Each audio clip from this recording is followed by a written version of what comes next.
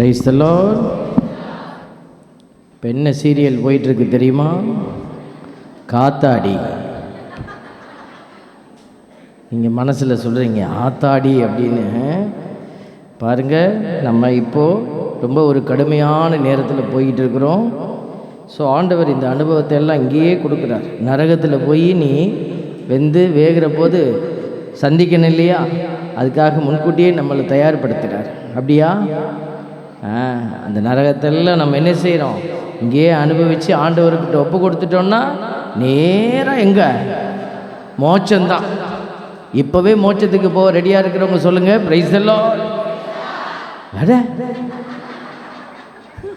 கொஞ்சம் பேர் முறைக்கிறாங்க, அவன் சாவ சொல்கிறான்டி வேணாம். அதனால் சாவுக்கு பயந்தவங்க மட்டும் சொல்லுங்கள் பிரைஸ் தி லார்ட். அதனால் பாருங்கள், பயந்தவங்களாம் இருக்கிறீங்க, ஆண்டவர் உங்களுக்காக காத்திருப்பார். அன்புக்குரியவர்களே, நம்ம இப்போது ஒரு தவக்காலத்தை தாண்டி உயிர்ப்பின் காலத்தில் இருக்கிறோம். ஈஸ்டர் காலம். எத்தனை வாரம் இது ஓடும்?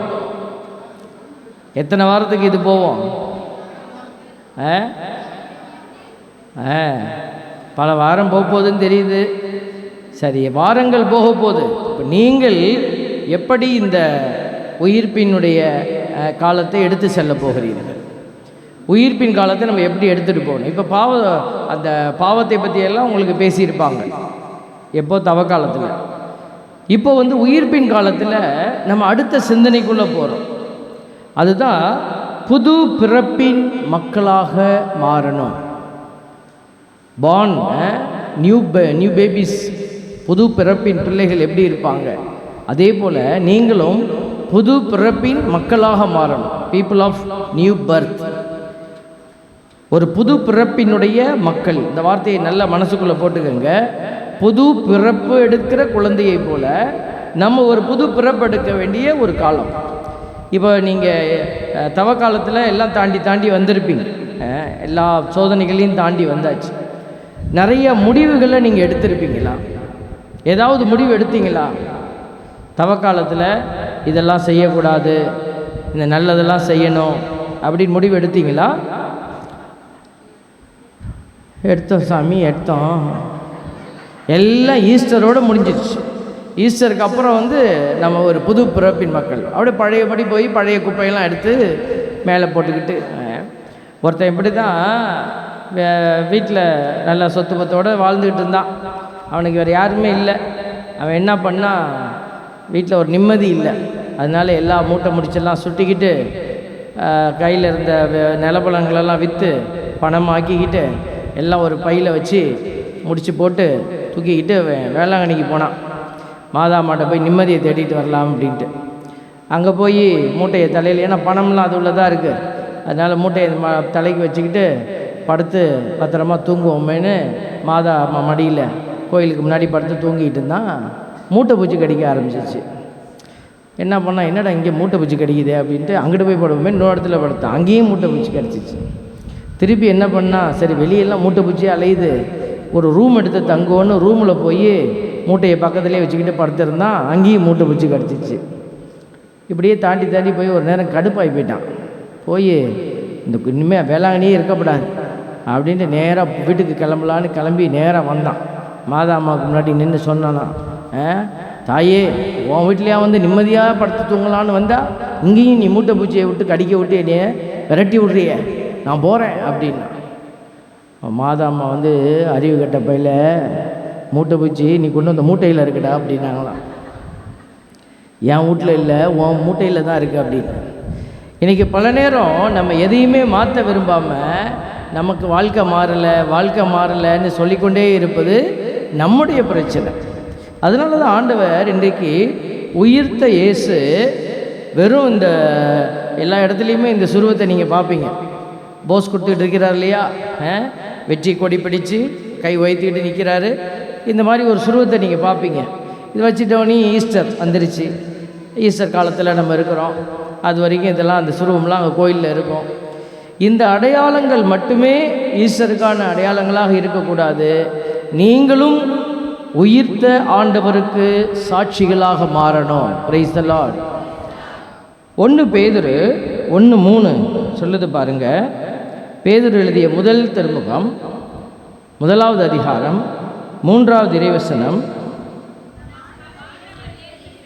நம் ஆண்டவர் இயேசு கிறிஸ்துவின் கடவுளும் தந்தையுமானவர் போற்றி அவர்தம் பேர் இரக்கத்தின்படி இறந்த இயேசு கிறிஸ்துவை உயிர்த்தெழச் செய்து நமக்கு புது பிறப்பு அளித்துள்ளார். அந்த புது பிறப்பு அளித்துள்ளார நீங்கள் மனசில் எழுதணும். இயேசுசாமி இறந்து உயிர்த்தது எதற்காக அப்படின்னு ஒரு கேள்வி ஒன் வேர்டில் கேட்டாங்கன்னா நீங்கள் பதில் என்ன எழுதுவீங்க? ஆண்டவருக்கு ஒரு வேலை இல்லை சாமி, அவர் நம்ம மேலே அன்பு கூர்ந்தார் சாமி. அது இப்படி கதையெல்லாம் நீங்கள் சொல்கிறது ஒரு ஓரமாக இருந்தாலும் ஒன் வேர்டுக்கு ஆன்சர் இங்கே இருக்குது. எதற்காக அவர் இப்படி இறந்தார்? இறந்த இயேசு கிறிஸ்துவை உயிர்த்தலை செய்து தந்தை நமக்கு என்ன கொடுத்துருக்கிறாரு? புது பிறப்பு அளித்துள்ளார். இவ்வாறு குன்றா எதிர்நோக்குடன் நாம் வாழ்கிறோம். அப்போது இந்த ஆண்டவருடைய உயிர்ப்பு நமக்கு என்ன கொடுக்குது? குன்றாத எதிர்நோக்கு. அதாவது நான் போகிற பாதை எனக்கு ஒரு நாளும் தப்பாக போகவே போகாது அப்படிங்கிறத உறுதி செய்திருக்கிறது. ஏதோ ஒரு யாரோ ஒருத்தர் சொல்கிற நம்பிக்கையில் இல்லை, கடவுளே கொடுத்த வாக்குறுதி, கடவுள் கொடுத்த அடையாளம். அதுதான் நம் ஆண்டவர் இயேசு கிறிஸ்து வழியாக நமக்கு வெளிப்பட்டது. கடவுள் அப்படிங்கிற போது யாரை சொல்கிறோம்? கடவுள் அப்படின்னு சொல்லும்போது யாரை சொல்கிறோம்? யாரை? தந்தை கடவுளை சொல்கிறோம். Price the lord. பாருங்க, இறந்த இயேசு கிறிஸ்துவை உயிர்த்தெழச் செய்து அவர்தம் பேர் இரக்கத்தின்படி. அப்போ இந்த அவருங்கிறதெல்லாம் யாரு? தந்தையை குறிக்குது. தந்தை அவருடைய பேர் இரக்கத்தின்படி இறந்த இயேசு கிறிஸ்துவை உயிர்த்தெழச் செய்து நமக்கு புது பிறப்பு அளித்துள்ளார். அப்போது இயேசுக்கும் நமக்கும் ஒரு கனெக்ஷன் இருக்குது. அப்போ அந்த கனெக்ஷன் எப்போ கிடைக்கும் அப்படின்னா, முன்னாடி டாக் சொல்லிட்டு இருந்தேன் பார்த்தீங்களா, இயேசு கிறிஸ்துவின் மீது நம்பிக்கை கொண்டுள்ள பிள்ளைகளுக்கு தான் இந்த கனெக்ஷன் கிடைக்கும். Praise the lord. ஹல்லேலூயா. அதனால் பாருங்கள், இன்னைக்கு இந்த எதிர்நோக்கு தான் கடவுள் நமக்கு முன்னாடி வச்சிருக்கிறாரு. குன்றாத எதிர்நோக்கு, குறையாத எதிர்நோக்கு நமக்கு முன்னாடி இருக்குது. அதனால தான் ஆண்டவர் சொல்கிறாரு, நீ கவலைப்படாத, உன் வாழ்க்கையில் இதை இழந்தாச்சு அதை இழந்தாச்சு அப்படின்னு எதையுமே நீ கவலைப்படாத. எதை இழந்தாலும் இயேசுவை இழக்காதே. ஹல்லேலூயா. Price the Lord. வயிற்றுக்குள்ளே ஒரு பெரிய அரக்கன் போயிருக்கான். அவன் இப்போ என்ன செய்வான்? உள்ள பூந்து ஹோல் பாடி அவன் கண்ட்ரோலில் வைப்பான்.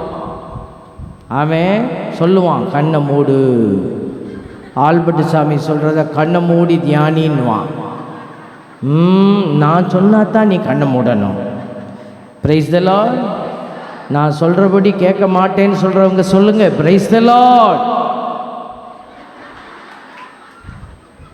அங்கே தான் நம்ம ஜாக்கிரதையாக இருக்கணும். ஒரு கிராமத்தில் இருந்த செமினரியில் படிச்சுட்டு போய் செமினரியில் படித்ததெல்லாம் நம்ம செஞ்சு பார்க்கணுன்னு ஆசை வரும் இல்லையா?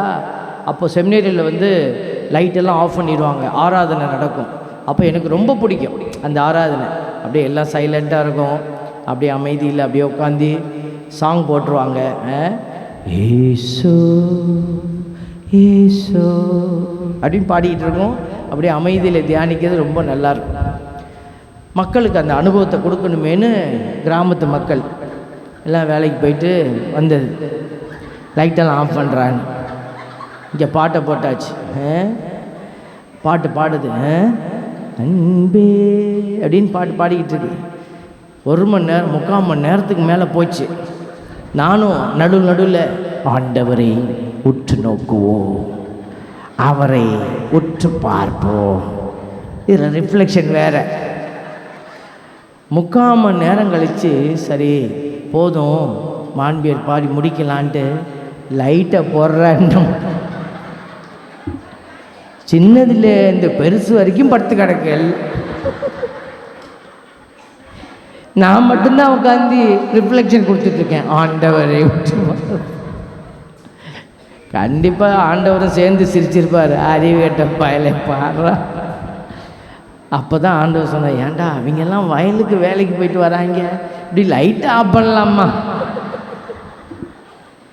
தேவை பிள்ளைகளை, அதுலேருந்து நான் ஒரு பாடத்தை கற்றுக்கிட்டேன். இந்த மத்தியான நேரம் கண்களை மூடி ஜெபிப்போம் சொல்லவே மாட்டேனே. கண்ணை மூடனா நான் கதையாக போயிடுவேன்னு தெரியும். அதனால தான் நானும் உங்ககிட்ட சொல்கிறேன். உள்ளுக்குள்ளேருந்து ஒருத்தன் சொல்லுவான், ஆவியானவர் பேசுகிற மாதிரியே பேசுவான், கண்ணை மூடி தியானி அப்படின்வான். நீ தியானிக்க மாட்ட, போய் சேர்ந்துருவ. ரெடியாக இருக்கிறவங்க சொல்லுங்கள், பிரைஸ் தி லார்ட். மத்தியா அதுதான் சொல்கிறேன், கண்ணை மூடப்படாது. கடவுள் நம்மக்கிட்ட எதை பற்றி பேசிக்கிட்டு இருக்கிறாரு? இப்போ எதை பற்றி பேசிக்கிட்டு இருக்கிறாரு?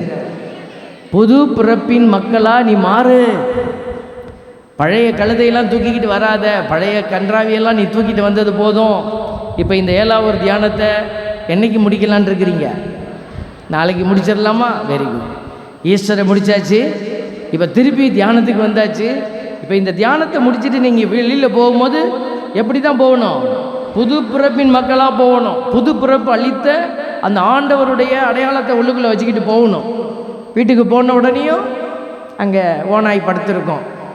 என்ன நல்லா சோறு போட்டாங்களா, துண்டு வந்தியா, மூஞ்செல்லாம் உடைக்கணும் ஒன்று, ஆவுன்னா பைப்பில் தூக்கின்னு போறியா நீனு அப்படின்னு ஓனாய் அங்கே கத்துவோம். உடனே போனோம், நீ நம்ம இந்த பாரு கோயிலுக்கு போயிட்டு வந்திருக்கிறேன், வாயை பிடுங்காத நீனு, நன்மை வாங்கிட்டு வந்திருக்கிறேன், இல்லைன்னா வாயில் என்ன வார்த்தை வரும்னு தெரியுமா? நன்மை செரிக்கிற வரைக்கும் நல்ல வார்த்தை வரும், செரிச்ச பிற்பாடு தேவ பிள்ளைகளே. அதனால தான் ஆண்டவர் சொல்கிறாரு, நீ புது பிறப்பின் பிள்ளையாக மாறி போனீன்னா நம்மக்கிட்டேருந்து என்ன தான் வரும்? கடவுள் கொடுத்த அந்த புது பிறப்பின் அடையாளம் வெளியில் வரும். அதனால தான் ஆண்டவர் உயிர்த்த இயேசுவின் சாட்சிகளாக நீங்கள் மாறணும்னு ஆண்டவர் நம்மளை கூட்டிகிட்டு வந்திருக்கிறார். இந்த இவ்வளவு ஒரு ட்ரைனிங், இது ஒரு களப்பயிற்சி. இந்த தியானத்துக்கு அதான் காலையிலேயே நான் கேட்டேன் பாருங்களேன், தியானத்துக்கு வந்து உட்கார்ந்துருந்தால் மோட்சத்துக்கு போயிடுவோமா? இல்லை. இந்த தியானத்திற்கு வந்து யார் வந்து ஆண்டவருக்கு வாக்குறுதி கொடுக்கணும்? இல்லை ஆண்டவரே நான் ஓடுறேன், உங்களுக்காக ஓடுறேன்.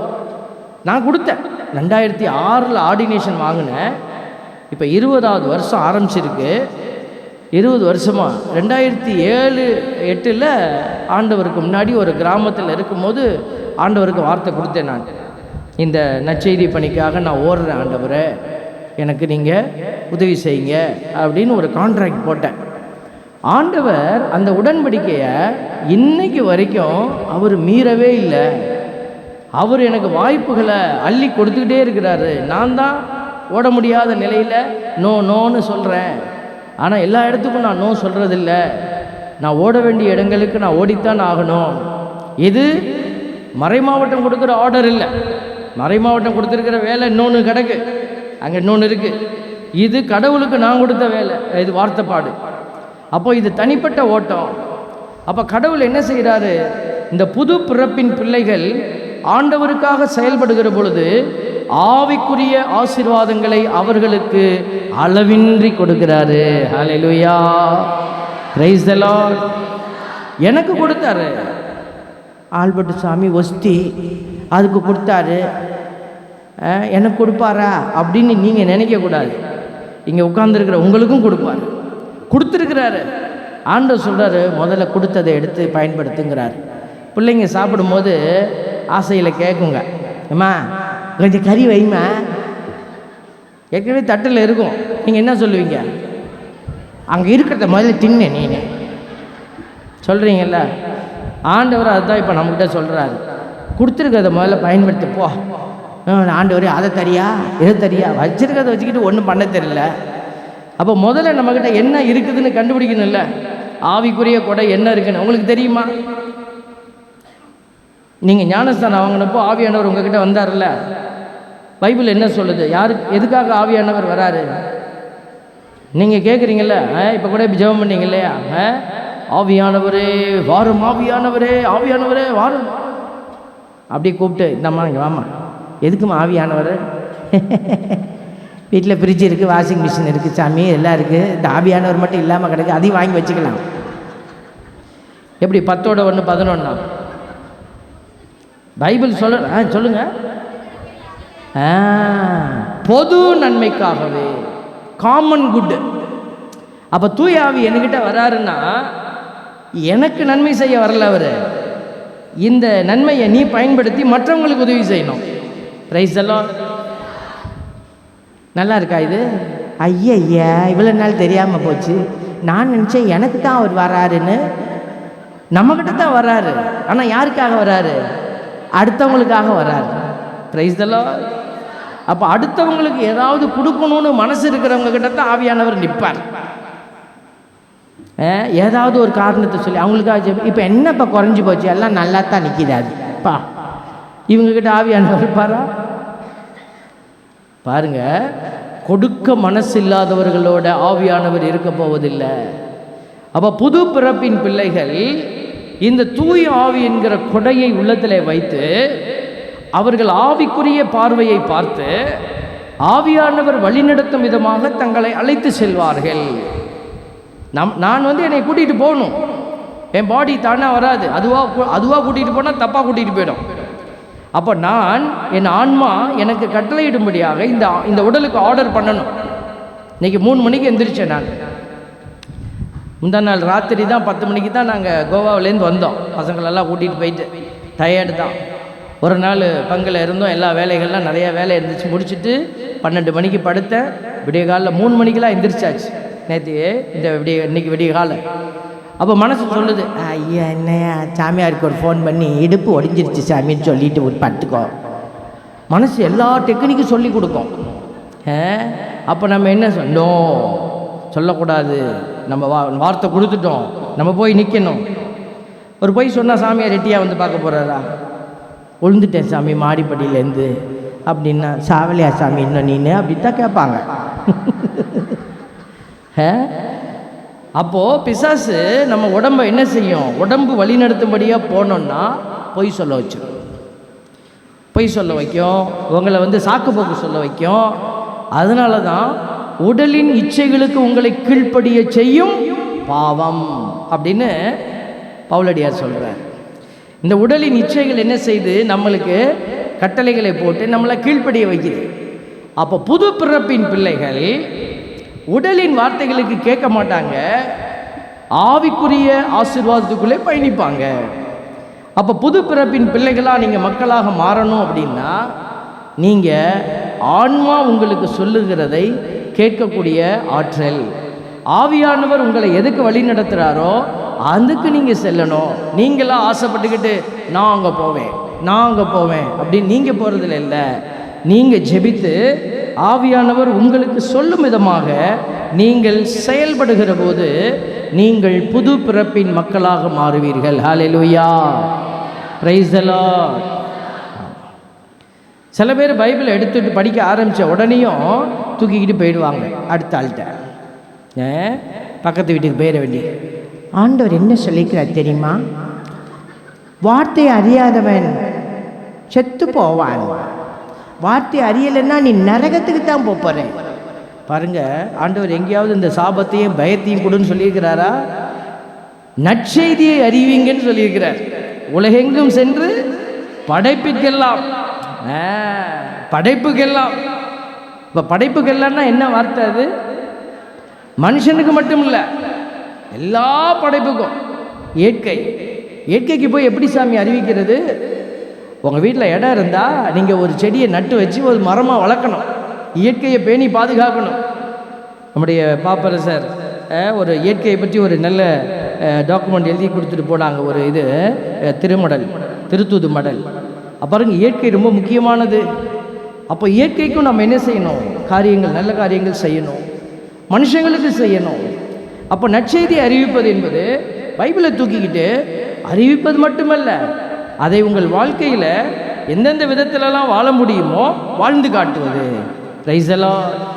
சரி, இன்றைக்கி நீங்கள் இங்கே வந்தீங்க, காலையில் எந்திரிச்சிங்க, நல்ல ஒரு ஒரு ஒரு சின்ன ஒரு எக்ஸாமினேஷன் ஆஃப் கான்ஷியன்ஸ்ன்னு சொல்லுவாங்க. காலையில் எந்திரிச்சிங்க, இங்கே வந்து இவ்வளோ நேரம் ஆயிடுச்சு, எத்தனை பேருக்கு நல்ல வார்த்தை சொல்லியிருக்கிறீங்க? ஒரு சாதாரண குடுகுடுப்பக்காரன் வராமல் பாருங்களேன், அவன் நம்மக்கிட்டேருந்து 10 காசு வாங்கிறதுக்கு நல்ல வார்த்தை சொல்லுவான். என்ன சொல்கிறாங்களா இல்லைங்களா? நல்ல காலம் பிறக்குது, நல்ல காலம் பிறக்குது, இந்த விட்டு அம்மனிக்கு தங்கம் கிடைக்க போகுது, தங்கம் கிடைக்க போகுது, புடவை கிடைக்க, எல்லாம் சொல்கிறாங்க. அதை சொல்லணும்னே சில பேர் கேட்டுகிட்டே இருப்பாங்க. தேவ பிள்ளைகளை, இன்னைக்கு நீங்கள் எவ்வளோ பேரை சந்திச்சிருக்கிறீங்க, எத்தனை குழந்தைகளை பார்த்துருக்கிறீங்க, நீங்கள் யாருக்காவது ஆசீர்வாதத்தை கொடுத்தீங்களா? இப்போ போகிறீங்க, ஓகே, இதெல்லாம் வந்து இன்றைக்கி விட்டுடுங்க. இப்போ வெளியில் போகிறீங்க, இப்போ நீங்கள் யாராக போகணும்? இயேசுவின் அடையாளமாக, உயிர்த்த இயேசுவின் அடையாளமாக போகிறீங்க. இப்போ போய் அவங்க கேட்டால் நான் கொடுப்பேன் இல்லை, அவன் கேட்காமலே நான் கொடுப்பேன். Price the Lord. எதை கொடுப்போம்? ஆசீர்வாதத்தை கொடுக்க போகிறோம். அப்போ பாருங்கள், 1 பேதுரு 1:23 ஆண்டவர் நமக்கு என்ன சொல்லி கொடுக்குறாரு? அந்த ஆசீர்வாதத்தை நீ கொடுக்குற, வார்த்தையை நீ கொடுக்குற பிள்ளையாக மாறணும்னா வார்த்தையினாலே நீ நிரப்பப்படணும். அதுக்கு தான் சொல்கிறோம் பைபிள் வாசிங்கன்னு சொல்கிறோம். பைபிளை வாசிக்கிறது எதுக்கு? நீங்கள் உங்கள் ஆத்மாவை நிரப்பி கொண்டு இருக்கிறீங்க. Price the Lord. நம்மளுடைய திருப்பலி புஸ்தகம் இருக்குது பார்த்தீங்களா, அதில் வந்து முதல் பகுதி திருப்பலியை பற்றி நிறைய விளக்க உரைகள் கொடுத்துருக்குறாங்க. என்னுடைய யூடியூப்பில் அதை பற்றி நான் வெள்ளிக்கிழமைகளில் போட்டுக்கிட்டு இருக்கிறோம். ஃபாதர் ஆல்பர்ட் ரிச்சி அஃபிஷியல்னு ஒரு யூடியூப், அதில் திருப்பலியை பற்றி நான் ஒரு எபிசோட் போட்டுக்கிட்டு இருக்கிறோம். அதில் இப்போ போன வாரத்தில் நான் செய்தி ரெக்கார்ட் பண்ணும்போது இதை தான் நான் சொன்னேன். நான் திருப்பலியில் வரக்கூடிய வார்த்தை இருக்குது பார்த்தீங்களா, இறைவார்த்தை பகிர்வு, முதல் வாசகம் 2வது வாசகம், அதுக்கு அவங்க என்ன சொல்கிறாங்கன்னா, அது வார்த்தை இறைவார்த்தை விருந்துன்னு சொல்கிறாங்க. இறைவார்த்தை விருந்து. இந்த இறைவார்த்தை விருந்துன்னா நமக்கு எப்படி புரியும் தானே? ஒரு இலையில் இந்த மந்துண்டு சோறு வச்சு சம்மோடு இந்த இப்படி சாம்பாரை ஊற்றி சாப்பிடு அப்படின்னா இது விருந்தா? விருந்துனா எப்படி இருக்கணும்? எல்லா ஐட்டமும் இருக்கணும் இல்லையா? அப்போது ஒரு ஞாயிற்றுக்கிழமை பூசையில் இறைவார்த்தை அப்படிங்கிறது எப்படி வருது? முதல் வாசகம் பழைய ஏற்பாட்டு வாசகம், புதிய ஏற்பாட்டு வாசகம், நற்செய்தி வாசகம், திருப்பாடல், அப்புறம் சாமியார் கொடுக்குற மறையுரை, அதுக்கப்புறம் பொதுமக்களினுடைய மன்றாட்டு, நம்பிக்கையாளர்களின் மன்றாட்டு. பாருங்கள் எத்தனை வந்து இது எல்லாமே இறைவார்த்தை வழிபாடு. அப்போ எல்லாம் சேர்ந்து இருக்கிறது தான் விருந்து. அப்போ இந்த வார்த்தை என்கிற விருந்தை நீங்கள் உண்டு மகிழணும். அப்போ இந்த பைபிளை நீங்கள் மகிழ்ச்சியாக வாசிக்கும் போது நீங்கள் உங்கள் இதயத்தை ஆசீர்வாதமான வல்லமையான வார்த்தைகளால் நிரப்புறீங்க. Price the lord. ஹல்லேலூயா, ஹல்லேலூயா.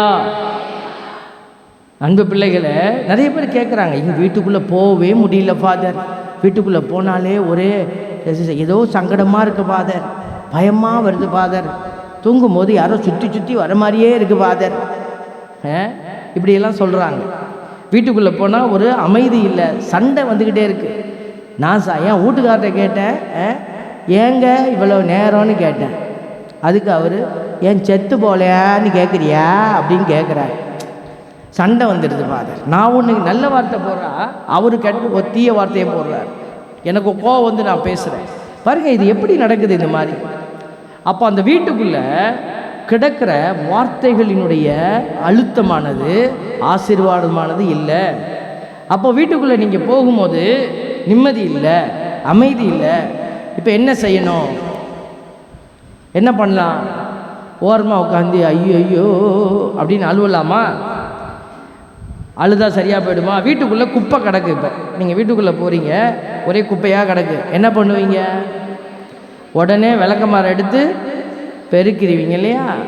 இப்போது அதே மாதிரி உங்கள் வீட்டுக்காரர் பேசின கெட்ட வார்த்தைகள், நீங்கள் பேசின கெட்ட வார்த்தை, கடினமான வார்த்தை, காயப்படுத்த வார்த்தை எல்லாமே வீட்டுக்குள்ளே கிடக்கு. இப்போ அந்த வார்த்தை தான் உங்களை ஒரு இதயத்தில் ஒரு மாதிரி அழுத்தத்தை உணர வைக்குது. அப்போ அதை உணர்ந்த உடனே நீங்கள் என்ன பண்ணணும்? உடனே நீங்கள் என்ன செய்யணும்னா, அந்த வீட்டை இந்த தீய வார்த்தைகள் எல்லாம் வெளியில் தள்ளணும். எப்படி தள்ளணும்? சி பா எல்லாம் வெளியில் போய் தொலைங்க, கழுதையில வந்து உள்ளே உட்காந்துக்கிட்டு இப்படி சொன்னால் போயிடுமா? போகாது. அப்போது ஆசீர்வாதமான வார்த்தை எதுங்கிறத நீங்கள் அந்த இடத்துல சத்தமாக பயன்படுத்தணும். Price the Lord. ஒரு யூடியூப் வந்துட்டு இருந்துச்சு. அந்த யூடியூப்பில் ஒரு ஃபாரஸ்ட்டில் எல்லாம் உட்காந்து பேசிகிட்டு இருக்காங்க. ஒரு யானை வந்துடுச்சு.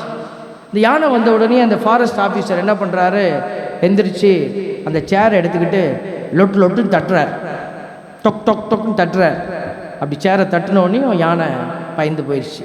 இப்போ யானைக்கு என்ன தெரியுது, ஏதோ ஒரு பெரிய சத்தம் கேட்குது, நம்மளை அது அடிச்சிடும், அந்த சத்தம் நம்மளை ஹார்ம் பண்ணிடும். அப்போ இது போயிடுது.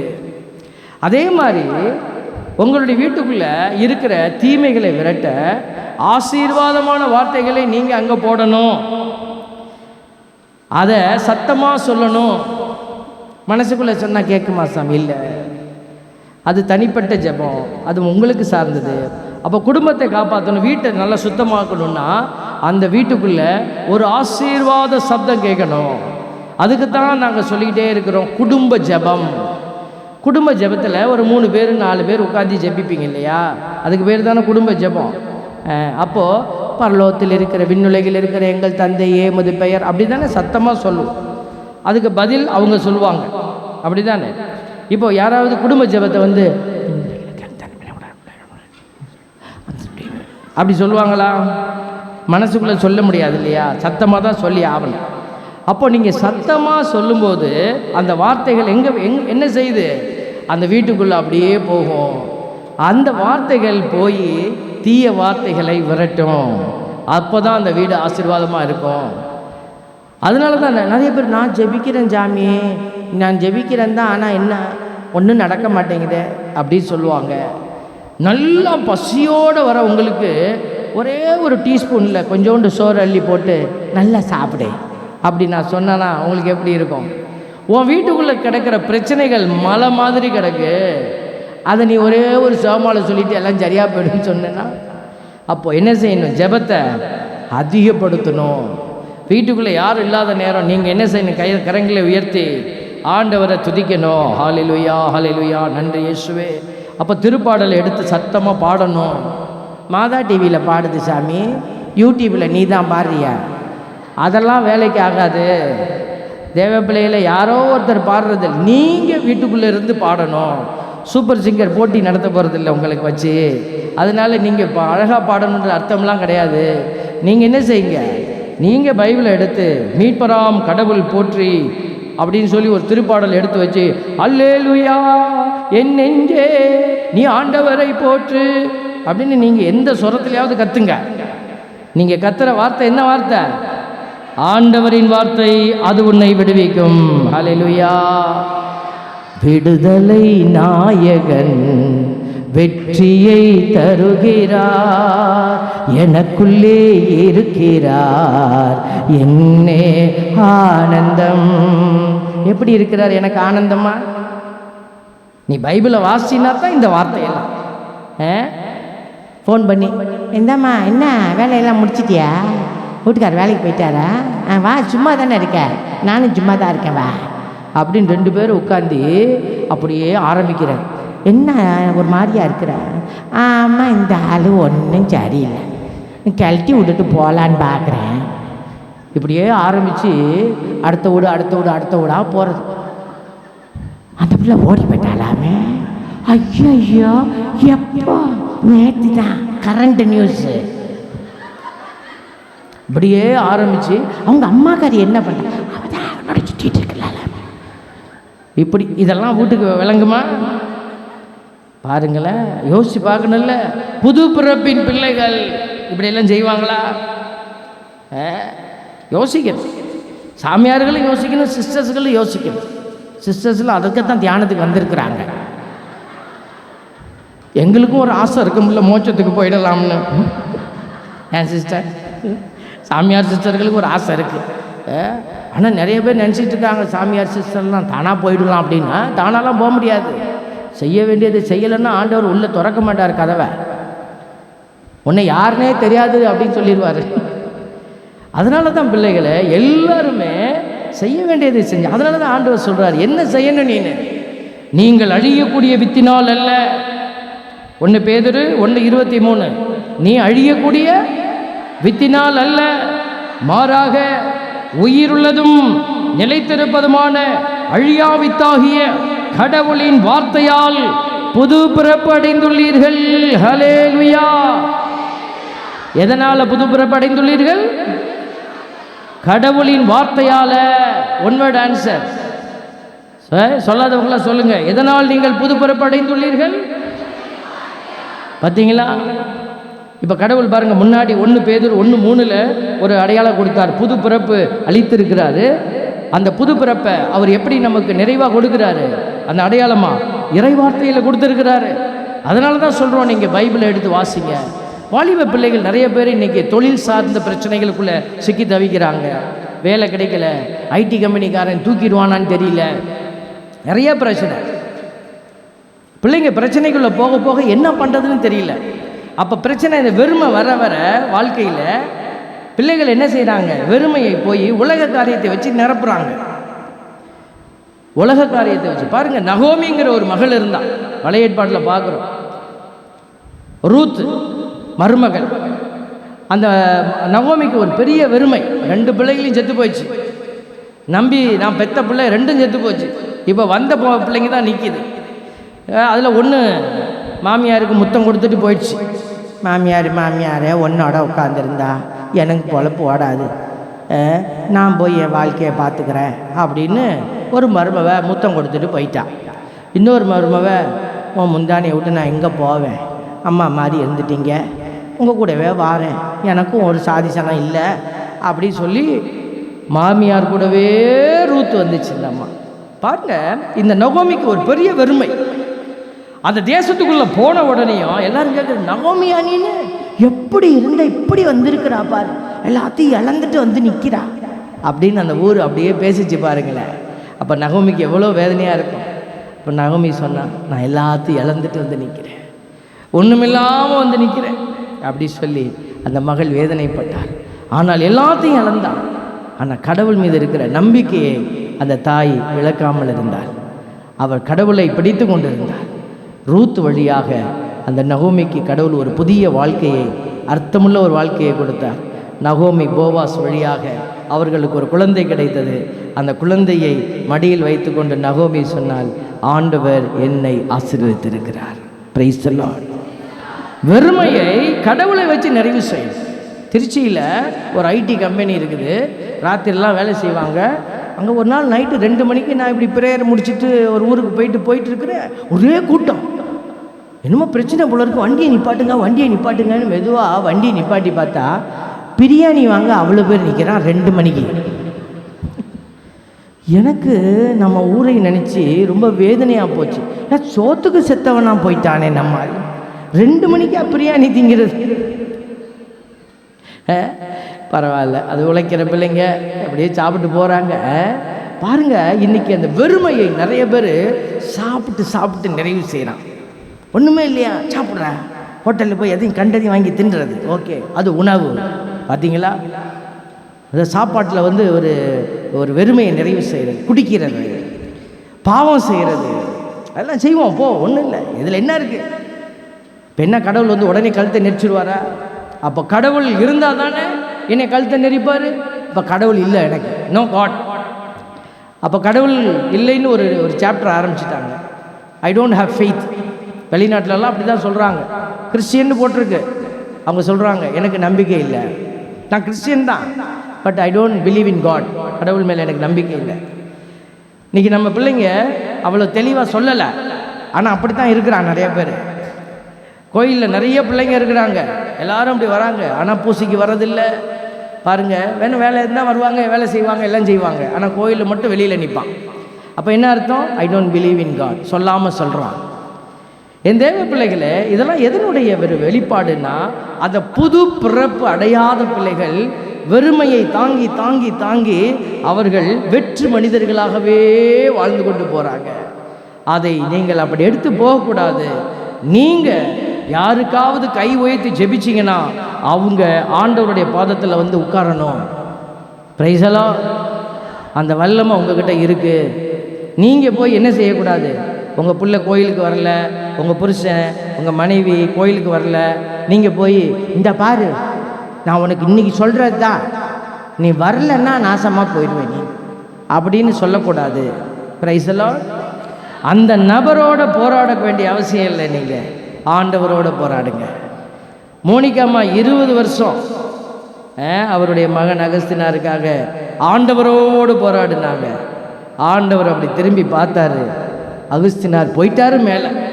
Price the Lord. போயிட்டாருன்னா அந்த மேலே போல, திருச்சபையில் பாவியாக இருந்தவர் உயர்ந்த ஸ்தானத்துக்கு வந்துட்டார். Price the Lord. ஒரு சில பேர் அச்சோ அப்படின்றாங்க, அதனால தான் சொன்னேன் அது. அவர் பாருங்க, ஒரு சாதாரண ஒரு நிலையில் இருந்தவர் பெரிய ஒரு இறையியல் வல்லுநராக மாறி பெரிய பெரிய புத்தகம்லாம் எழுதினார். த கன்ஃபெஷன் ஒரு பெரிய புத்தகம், அவருடைய பாவத்தெல்லாம் கொட்டி எழுதிட்டு அதில் ஒரு அழகான வார்த்தையை சொல்லியிருக்கிறாரு, late I have loved you my Lord அப்படின்னு போட்டிருக்காரு. ரொம்ப லேட்டாக நான் உங்களை புரிஞ்சுக்கிட்டேன் ஆண்டவர். அப்போ அவர் புது பிறப்பு அடைஞ்சிட்டார். அடைந்த பிறகு கடவுளை அனுபவிக்கிறார் பாருங்க. அப்போ அவருக்கு எல்லாமே புரியுது, அந்த தெய்வம் யார், அந்த தெய்வத்தினுடைய அன்பு என்ன. தெய்வ பிள்ளைகளை, நீங்களும் ஒரு நிமிஷம் இந்த தியானத்தில், இந்த பிரேக் டயத்தில் அப்படியே, இப்போ நான் யோசிக்க சொல்ல மாட்டேன், இந்த பிரேக் டயத்தில் ஓரமாக உட்காந்து கண்ணை மூடி தியானிங்க. இப்போ நான் கண்ணை மூடி தியானிக்க சொல்ல மாட்டேன், அங்கே கண்ணை மூடி நீங்கள் தியானிச்சு பாருங்க. கடந்து வந்த பாதைகளை திரும்பி பார்க்கிறே, கண்ணீரோடு கர்த்தாவே நன்றி சொல்கிறே, நன்றி சொல்கிறே, நான் நன்றி சொல்கிறேன். எதுக்கு நன்றி? நாத்தனார் கொழுந்தனார் எவ்வளோ சூழ்ச்சி பண்ணியிருப்பாங்க, மாமியார் மருமகள் எவ்வளோ சூழ்ச்சி பண்ணியிருப்பாங்க நம்மளை விரட்டுறதுக்கு. Praise the lord. நரசம்மா பார்க்குறாங்க பாருங்க, எவ்வளோ துன்பம், பிசாசு எவ்வளோ துன்பத்தை கொடுத்துருக்கோம். எதிராய் வந்த சூழ்ச்சிகளை முறியடித்தீரே. என் வாழ்க்கையில் நடந்துச்சு பிள்ளைகளே.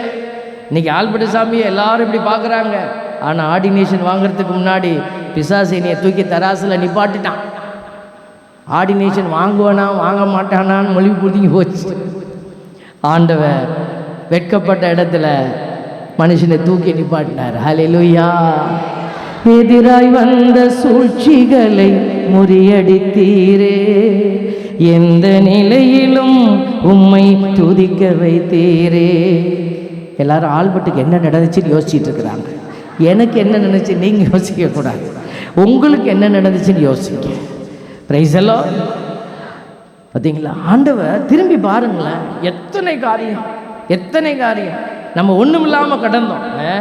உடைந்த பாத்திரம் நான், அது உமக்கே தெரியும், தேவன் பயன்படுத்துகிறீர், இது யாருக்கு புரியும். பாட்டெல்லாம் பாடுறோம், நீங்கள் உடைஞ்ச பாத்திரம், நான் உடைஞ்ச பாத்திரம். அதனால தான் நான் எல்லாருக்கு முன்னாடி சாட்சி சொல்ல வந்து நிற்பேன். இது பெரிய செய்தி இல்லை, இது சாட்சி தான். அப்போ ஆண்டவர் உங்களை வச்சு ஒரு பெரிய காரியத்தை செய்ய தயாராக இருக்கிறார். ஒரு அம்மா சொல்லிகிட்டே இருந்தாங்க, பெரிய காரியத்தை செய்வார், பெரிய காரியத்தை செய்வார் அப்படின்னு பிரசங்கியார் பேசிக்கிட்டே இருந்தார். ஒரு அம்மா வந்து சொன்னாங்க, ஃபாதர் என் வீட்டில் 2-3 கடைசியாக ஒரு பெரிய காரியமாக ஆச்சு ஃபாதர். நான் சொன்னேன், அவர் சொன்னால பெரிய காரியம் செய்வார், நீ அல்லேலூயா அல்லேலூயான்னு கத்துனீ. பெரிய காரியம்னா அந்த காரியம் இல்லை, பெரிய காரியம் புரியுது தானே, இறப்பு பெரிய காரியம்னு சொல்லுவாங்க. ஸோ பெரிய காரியம்னா உங்களை வச்சு விடுதலையின் காரியத்தை கடவுள் செய்வார். Price the Lord. அப்போ ஆவியானவர் உங்ககிட்ட என்ன கிஃப்ட் கொடுத்துருக்கிறாரோ அதை நீங்கள் பயன்படுத்தணும்ல. என்ன பயன்படுத்தணுமா இல்லைங்களா? அப்போ என்ன கிஃப்ட் உங்ககிட்ட இருக்குன்னு தெரியணுமா இல்லையா? அப்போ என்ன, எப்படி கண்டுபிடிக்கிறது? அதை நீங்கள் ஜெபிக்கும் போது உங்களுக்குள்ள ஆவியானவர் உங்களை தூண்டுவார். ஏதோ ஒருத்தருக்கு ஏதோ ஒரு சங்கடம் நடக்கும், உங்களை ஜெபிக்க சொல்லுவார். நீங்கள் ஜெபிப்பீங்க, அவங்களுக்கு நடந்துடும், உங்களுக்கு காதுக்கு செய்தி வரும். நீங்கள் இங்கேருந்து ஜெபிச்சிருப்பீங்க, நீங்கள் ஜெபிச்சது அவருக்கு தெரியாது. அவர் சுகம் அடைஞ்சிட்டாரு அல்லது அவங்க பிரச்சனை மாறிடுச்சுன்னு தூய ஆவியானவர் அந்த செய்தியை உங்ககிட்ட கொண்டு வருவார். அப்போ நீங்கள் புரிஞ்சுக்கலாம், உங்களுக்கு இப்படி துன்பத்தில் இருக்கிறவங்களுக்கு நம்ம ஜெபிச்சோம்னா அவங்களுக்கு நடக்குதுங்கிறத நீங்கள் புரிஞ்சு கொள்ளலாம். Price the Lord. இப்படி தான் நீங்கள் ஆவியானவருடைய கொடைகளை உணர்ந்து கொள்ள முடியும். யாராவது ஒருத்தருக்கு தீய ஆவி பிடிச்சிருக்கும் அப்படி சொல்லுவாங்கன்னு வச்சுக்கோங்களேன், கஷ்டப்படுறாங்க, நீங்கள் போய் அவங்களுக்காக ஜெபிப்பீங்க. அப்போ ஆவியானவர் சொல்லுவார், அதுக்கு பேயும் இல்லை பிசாசும் இல்லை, அதுக்கு மனசில் ஒரு கவலைன்னு சொல்லுவார். அப்போ ஒன்றும் செய்ய முடியாது, அவங்க ஆடிக்கிட்டு தான் இருப்பாங்க. எல்லாம் முடித்த பிற்பாடு கனியாக கூப்பிட்டு, இங்கே வா பாப்பா, உனக்கு ஒரு பிரச்சனையும் இல்லை. ஆண்டவர் எனக்கு சொன்னார், உன் மனசுக்குள்ளே ஏதோ ஒரு கவலையை ஒழிச்சு வச்சிட்ருக்கிறேன், அதை போய் சொல்லு, சாமியார்ட்ட போய் பாசகிட்ட சொல்லு, இல்லை என்கிட்ட சொல்லு அப்படின்னு சொல்லி நீங்கள் அதை உள் வாங்கிட்டீங்க, வெளியில் கொண்டு வந்துட்டீங்க, அவங்க கிளியர். Price the Lord. ஒரு மகன் அப்படி தான் கீழே விழுந்துக்கிட்டே இருந்தான். எந்த சாமியார் கலையில் வச்சாலும் கீழே விழுந்துருவான். நானும் அந்த இடத்துக்கு ப்ரேயருக்கு போயிருந்தேன், கை வச்சேன், கீழே விழுந்துடும். சொன்னாங்க பேய் பிடிச்சிருக்கு பாதை. யார் சொல்கிறது? எல்லாம் கூட கூட இருக்கிறதே சொல்லும், பேய் பாதர் பேய். பிள்ளையே நம்ம வீட்டு பிள்ளையை போய் இப்படி சொல்லலாமா அப்படின்னு நினைக்கிறது இல்லை. யாராக இருந்தாலும் உடனே பழிபாவத்தை தூக்கி தலையில் வச்சுருவாங்க. ஆனால் ஆண்டவர் சொன்னார், இல்லைப்பா, அவள் மனசுக்குள்ளே ஒரு கவலை இருக்குது, அதை தீர்த்து வை. கூட்டிகிட்டு போனேன், வர சொன்னேன், வந்து பேசுங்க, கூட்டிகிட்டு வாங்க. கூட்டிகிட்டு வந்தாங்க, நம்ம கூட்டிகிட்டு வந்தாங்க. வந்து 1 மணி நேரம் பேசினேன். அவளுக்கு ஆள் மனசுக்குள்ளே ஒரு காயம், அந்த காயத்தை கடவுள் கண்டுபிடிச்சி வெளியில் கொண்டு வர சொன்னார். வெளியில் எடுத்துகிட்டு வந்தோம். சொன்னார் கடவுள், அது அவள் அறியாத செய்த ஒரு காரியம், அவளை நான் மன்னிக்கிறேன். அந்த மன்னிப்பை கொடுத்தோம் பாருங்கள், அன்னையிலேருந்து அந்த பிள்ளை விழவே இல்லை. Price the Lord. பாருங்கள், டிசர்ன் த ஸ்பிரிட்னு சொல்லுவாங்க. ஆவியை பகுத்து உணரணும், இது தீய ஆவிதானா இல்லது வேறு ஏதாவது பிரச்சனையான்னு. இதெல்லாம் தூய ஆவியினுடைய கொடைகள். அப்போ தூய ஆவியானவருடைய கொடைகள் பல வகையாக இருக்கிறது. அப்போ நீங்கள் புது பிறப்படைந்த பிள்ளைகள் என்ன செய்வாங்கன்னா, இந்த தூய ஆவி கொடுக்கிற ஆசீர்வாதத்தை பகிர்ந்தளிக்கிற சாட்சிகளாக போயிட்டே இருப்பாங்க. Price the Lord. அதனால தான் ஆண்டவருடைய வார்த்தை சொல்லுது பாருங்க, கொலோசியர் 3:1, நீங்கள் கிறிஸ்துவோடு உயிர் பெற்று எழுந்தவர்கள் ஆனால் மேலுலகு சார்ந்தவற்றை நாடுங்கள், அங்கு கிறிஸ்து கடவுளின் வலப்பக்கத்தில் அமர்ந்திருக்கிறார். அவர் வலப்பக்கத்தில் உட்கார்ந்துக்கிட்டு என்ன பண்ணுறாரு? யார் யார் இயேசு கிறிஸ்துவின் பெயரால் செயல்பட விரும்புகிறாங்களோ அவர்களுக்கு தம் ஆவியை கொடுத்து அவர்களை அவர் இந்த இறையாட்சி பணியில் அழைச்சிட்டு போகிறாரு. Price the Lord. ஆண்டவர் இன்னைக்கு உங்களையும் இந்த இறையாட்சி பணிக்கு அழைக்கிறாரு. ஆண்டவர் இந்த இடத்துல இதைத்தான் நமக்கு உணர்த்தி கொண்டே இருக்கிறார். பாருங்களேன், ஆண்டவர் சொல்கிறாரு, இந்த உலகத்தின் போக்கின்படி நீங்கள் ஒழுகக்கூடாது. ஆண்டவர் சொல்கிறார் ரோமையர் 12:2, இந்த உலகத்தின் போக்கின்படி ஒழுகாதீர்கள். புது பிறப்படைந்த பிள்ளைகள், ஆண்டவருடைய புது பிறப்பை உணர்கிற பிள்ளைகள் உலக போக்கின்படி ஒழுக மாட்டார்கள். இப்போ பிள்ளைங்க வீட்டில் வந்து சொன்னபடி கேட்கல, படிக்கலை. உலகத்தில் இருக்கிறவங்க என்ன செய்வாங்க? குச்சி எடுத்துக்கிட்டு அடிப்பாங்க, பிள்ளைகளை பெல்ட்டில் அடிப்பாங்க. சில பிள்ளைங்க சொல்கிறாங்க, ரொம்ப வேதனையாக இருக்குது, ஐயோ ஃபாதர், பெல்ட்டை எடுத்தாங்கன்னா எங்கள் அம்மா அடி வெளுத்துருவாங்க ஃபாதர். என்ன நினச்சிக்கிட்டு அந்த அம்மா அடிக்கும்? வீட்டுக்காரரை நினச்சி அடிக்குமோ? நமக்கு ஒரு பிள்ளைய ஒரு அடி அடிக்கிறது மனசு வர மாட்டேங்குது. பெத்த பிள்ளைய எப்படி பெல்ட்டால் அடிக்க முடியும்? அதுவும் தாயும் தகப்பனும். ஓகே, கோபத்தினுடைய உச்சகட்டமாக பிசாசு மண்டையில் ஏறிடுவான். கண்டிக்கணும், கண்டிப்பதை நம்ம தவறுன்னு சொல்லலை.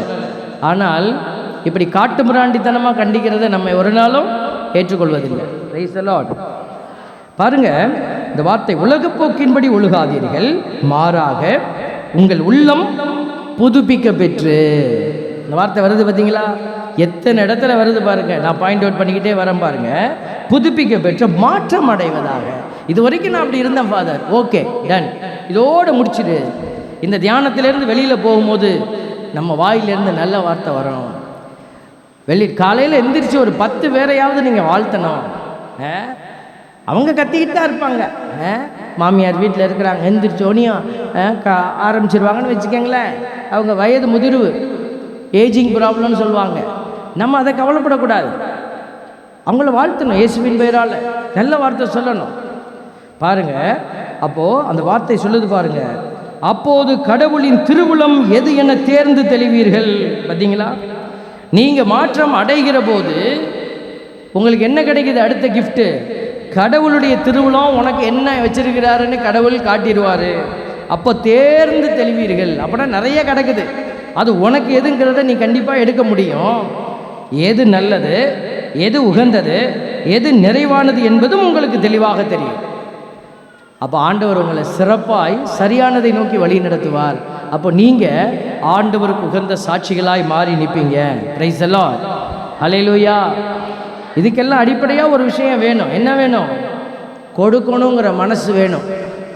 கொடுக்கணும்னு உடனே காசு பணத்தை மட்டும் நினைக்கக்கூடாது. உங்கள் நேரம், உங்களுடைய வார்த்தை, உங்களுடைய பார்வை.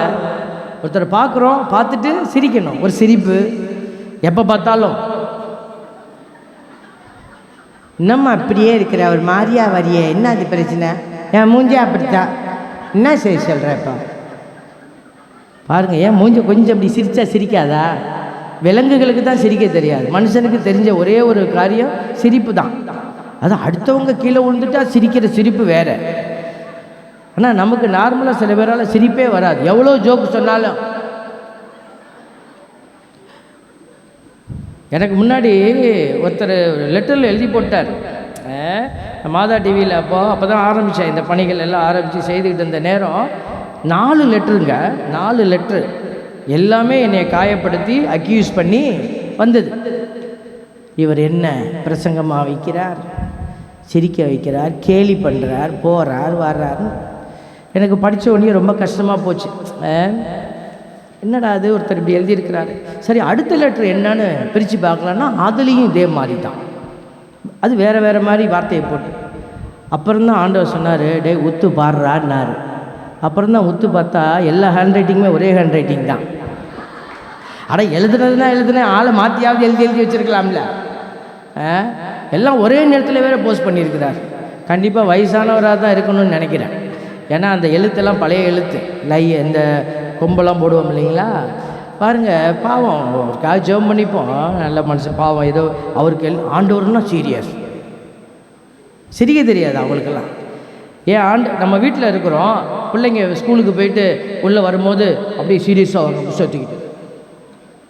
பாரு என் பிள்ளை பாரு எவ்வளோ சீரியஸாக இருக்குது பாரு அப்படின்னு அப்பா அம்மா சந்தோஷப்பட முடியுமா? பிள்ளைங்க மகிழ்ச்சியாக வந்தால் நல்லா ஜாலியாக போயிட்டு வருது பற்றியா ஸ்கூலுக்குன்னா அதுக்கு ஜாலி அப்படி சொல்லுவாங்க. ஸ்கூலுக்கு போயிட்டு இப்படி குரங்கு மாதிரி வந்தால் வாத்தியார் எதை வெளுத்து விட்டுருப்பாரு போல இருக்குது, தான் குரங்கு மாதிரி. பாருங்கள், அப்போ ஒரு குழந்தைங்க மகிழ்ச்சியாக இருக்கிறத என்றைக்குமே தகப்பன் வெறுப்பாய் நினைச்சது இல்லையே.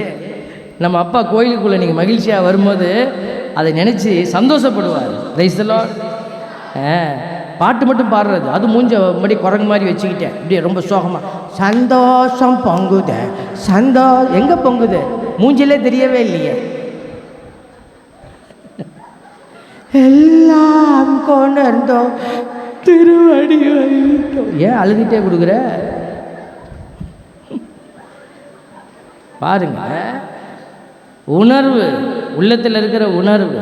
பாருங்க, ஆண்டவர் சொல்றாரு, நீங்க கடைபிடிக்கணும். எதுதான் மனமாற்றம்? இதுதான் புது பிறப்பின் பிள்ளைகளை மாறுறதுனா எது? இதுதான் நம்மளுடைய செயல்பாடு, நம்முடைய பேச்சு. ஒருத்தர் ஏதோ கஷ்டத்தோடு வந்து சொல்கிறாங்க.